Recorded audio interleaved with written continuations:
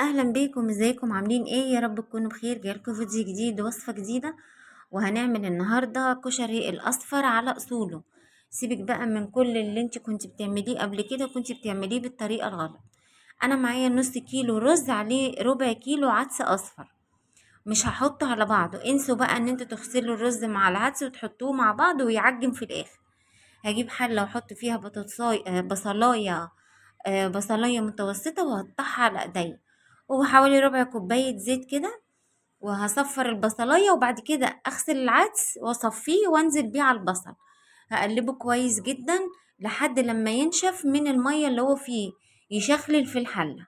اكون غسلت الرز وصفيته وحطيته على العدس، برضه هشوحهم مع بعض وهخليهم يشخللوا في الحلة. يعني ايه يشخللوا؟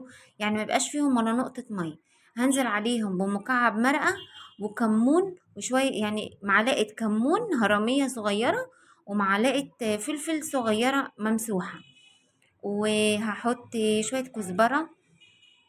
وهقلب كل الكلام ده كله مع بعض، مكعب مرقة وكمون وفلفل اسود شوية كزبرة صغيرين وملح.